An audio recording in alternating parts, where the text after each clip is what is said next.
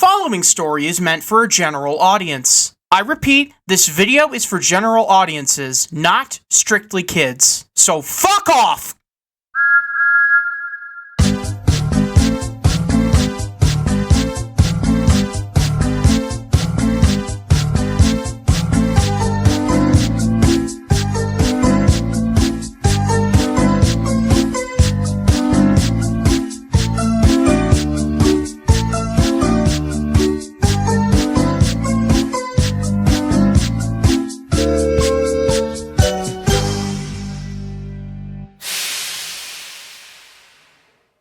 The yard on Thomas's branch line is filled with rolling stock. Wooden trucks and vans for the goods coming in and out of the yard, metal trucks used to carry stone from the quarry. Even Daisy's milk tanker has a special place in the yard. But the most important rolling stock of all is housed in the carriage shed. Annie and Clarabelle, Henrietta, and even Thomas's special coach reside here. But if you pay close attention, you may notice one singular coach in the back of the carriage shed who barely moves at all. This coach is Hannah, or as she's often referred as, the quarryman's coach. Hannah's one and only job is to take the quarrymen to and from the quarry. Toby usually pulls her on these trains, but on certain occasions when Toby isn't available, Daisy usually takes over the job and leaves her standing in the shed all day. While Hannah didn't like the job at first, she soon became accustomed to it. She became so accustomed to her job, in fact, that she tried to impress the quarrymen by telling Toby to go faster. Hurry up, we're going to be late. Hurry up, we're going to be late, she would say. But Toby tried his best not to listen. One morning, Daisy was getting ready to go out and lingered in the carriage shed. And just beside her, Hannah was grumbling to herself. "Why won't he go fast? Why won't he go fast?" she said. "Pardon me," Daisy intruded. "What are you talking about?"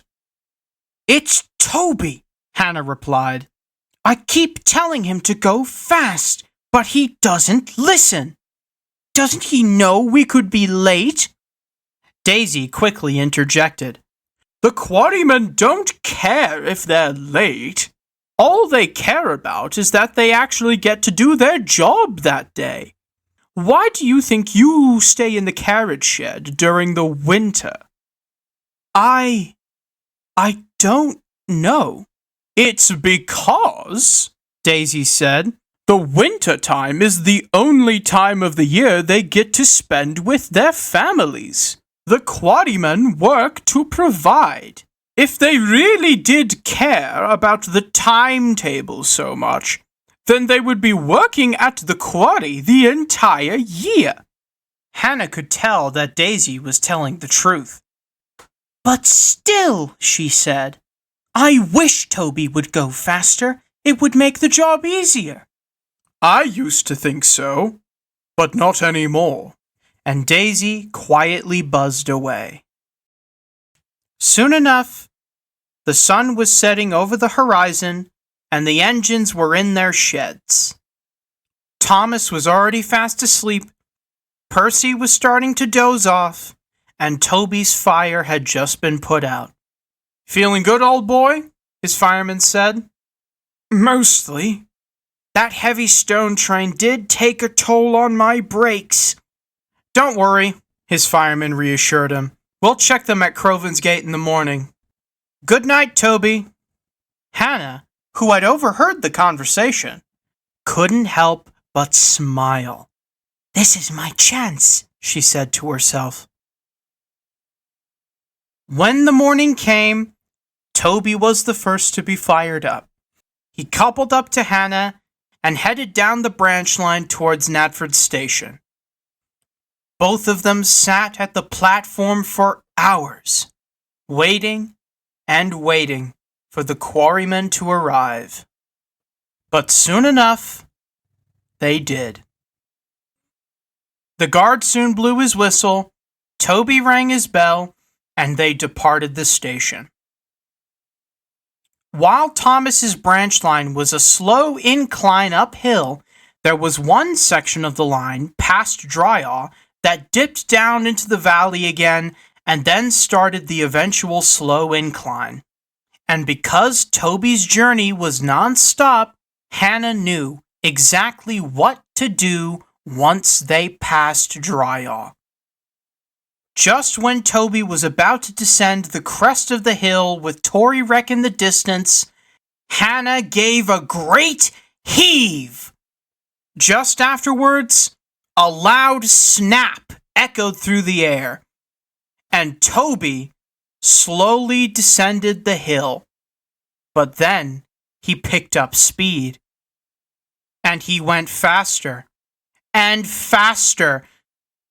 Soon enough, Hannah and Toby raced past Tory Wreck. With speed still picking up, Elsbridge was in the distance, and Hannah couldn't help but cackle with delight. Hurry up, we won't be late now, she cried. The workman scrambled inside of the coach, trying to find the emergency brake, while Toby looked ahead of him in horror. Help! Help! I can't stop! Toby's driver and fireman vigorously rang his bell and blew his whistle loud. Without the brakes, Toby could only warn people about his runaway. Even though he was going uphill at high speeds, Toby knew that there were 3 tight bends in particular that could spell disaster. One on the Els Bridge, one near Mrs. Kindly's cottage, and one just after Farquhar. At the sheds, the station master had just received the word and quickly ran up to Thomas, who was the only engine there. If he flies through that tunnel, you are the last thing that stops him. Time only seemed to slow down for Toby. They zoomed past Elsbridge, and the bend over the river did not make a difference. The quarrymen had found the emergency brake, but the brake handle was stuck, and the strongest of the men was trying to loosen it. Mrs. Kindly could hear Toby approaching, and she quickly rang the station master. Thomas stood under the road bridge past Hackenbeck, waiting to see Toby pass through the tunnel. Soon enough, Toby passed the cottage and then through the tunnel. By then, the quarrymen had just loosened Hannah's emergency brakes. Just as Toby passed through the tunnel, Toby's driver and fireman jumped clear. And then finally, Thomas and Toby's buffers clashed with each other. With the combined effort of Hannah's emergency brakes and Thomas at the front, the train soon came to a standstill. A long silence fell, and Hannah, her wheels now sore, could sense that she wasn't having fun anymore. And when Sir Topham had arrived, he did not have nice words to say. "This is disgraceful," he boomed.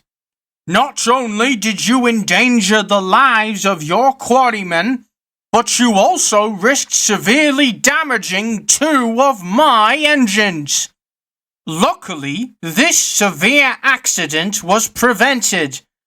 But I hope this goes to show, Hannah, that your actions have consequences." "Yes, sir," Hannah mumbled. "I'm sorry, sir." But Sir Topham Hatt wasn't finished. "If another situation like this happens again," he took a short glance at Hannah's wheels, "then I'm sure the quarrymen would appreciate their new workers' hut." Hannah was left pale as Sir Topham Hatt returned to his car. And I think it's fair to say that Hannah wasn't so hasteful ever again.